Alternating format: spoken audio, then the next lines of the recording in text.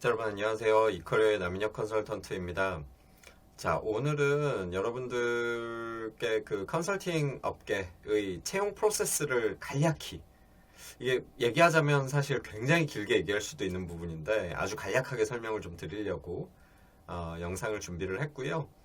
뭐 대략 알고 계신 분들도 계시겠지만 그 채용 프로세스 잘 모르시는 분들도 계시니까 제가 설명을 좀 드려볼게요.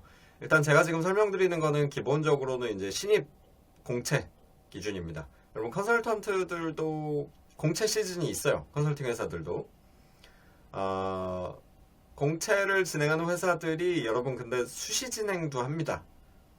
수시 진행은 얘기가 복잡해지니까 나중에 기회 되면은 따로 하고요. 특히 이제 경력직 분들은 수시 지원이 가능한 분들이 있어요. 그래서 이제 그거는 나중에 저희 얘기해 보기로 하고 기본적으로 이제 신입 공채 에 대해서 이야기를 해보도록 할게요. 프로세스를. 자, 그래서 이제 신입 공채는 언제 열리냐 우선 여기 위에 여러분 글씨가 조금 작아서 잘 보이실지 모르겠는데 1에서 3월 그러니까 상반기는 1에서 3월이고 하반기는 7에서 9월이다 이렇게 이제 써 있어요. 그러니까 1에서 3월이란 얘기는 그 1월에 공고를 띄우는 회사도 있고 상반기에 이제 2월에 띄우는 회사도 있고 3월에 띄우는 회사도 있다는 얘기예요. 공고를. 보통은 여러분 MBB가 채용 프로세스가 조금 빠른 편이에요. 이제 맥킨지, BCG, 베인, 그죠? 빅3 또는 MBB라고 이제 부르는 회사들이 채용 공채 시즌이 조금 빨리 시작되는 편이고 상반기는 보통 2월, 하반기는 보통 8월에 공고가 많이 올라옵니다. 그러니까 2월과 8월. 근데 왜 2월, 8월이라고 해놓고 상반기는 1월도 있고 하반기는 7월도 있냐?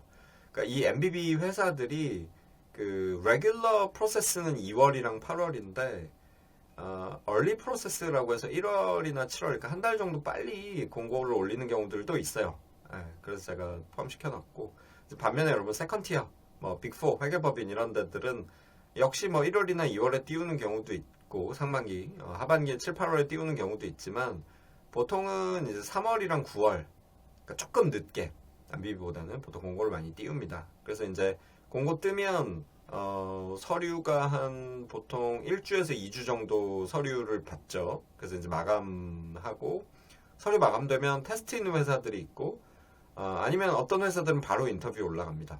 그래서 이제 인터뷰 가서 최종 오퍼까지 쭉 이어지게 되는 프로세스고요. 그 이제 서류 같은 경우에는 회사들마다 그 요구하는 서류가 조금 달라요.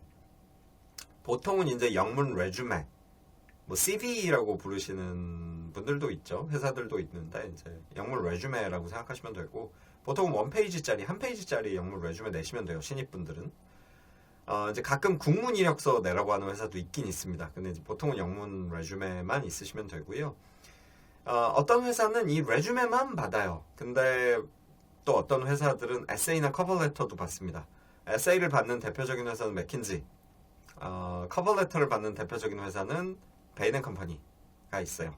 그래서 이제 내셔야 되고 뭐 커버레터는 보통 자유양식, 레주메도 자유양식이고요. 에세이 같은 경우는 주제가 정해져 있습니다. 그래서 이제 잘 안 바뀌어요. 그래서 옛날에 나왔던 주제들이 또 나옵니다. 보통 이렇게 되고 성적 찍으면서 트랜스크립 이제 내셔야죠. 그래서 이렇게 이제 내시면 스크리닝 결과가 나오게 되고요. 보통은 서류 통과하신 분들이 이제 테스트 단계로 올라가시게 되는데 가끔 어떤 회사들은 서류 지원하면 테스트까지는 그냥 다 보게 해주는 경우도 있긴 있어요. 근데 이제 보통은 서류 통과돼야 테스트 단계로 올라가긴 합니다. 테스트가 있는 회사가 있고 없는 회사가 있는데 있는 회사의 대표가 이제 맥킨지와 BCG입니다. 맥킨지 같은 경우에는 여러분들 들어보셨는지 모르겠는데 옛날에는 Problem Solving Test, PST라는 테스트를 봤어요.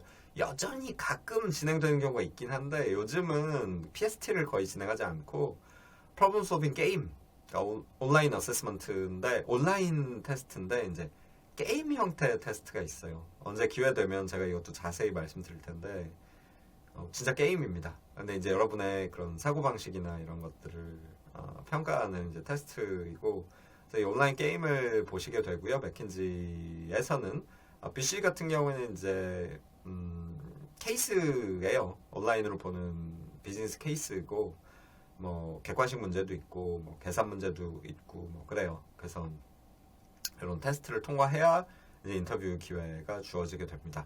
테스트들에 대해서는 제가 언제 기회 되면 따로 영상 또 찍어보도록 하겠고요. 뭐 각사 홈페이지에도 간단한 소개는 나와 있으니까 참고해 보셨으면 좋겠어요. 다들 테스트 되게 두려워하시는데 왜냐면 또 테스트가 영어로 되어 있는 테스트거든요. 그래서 영어 약하신 분들 특히 두려워들 하시는데 막 극단적으로 잘하는 사람을 뽑으려고 한다기보다 좀 이렇게 영 아닌 사람들, 그러니까 영 아니라는 게 이제 컨설턴트로서 좀 적합성이 떨어지시는 또는 너무 준비가 안 돼 있는 분들을 좀 걸러내는 형태로 진행이 많이 됩니다. 그래서 너무 걱정 많이 하실 필요는 없고요.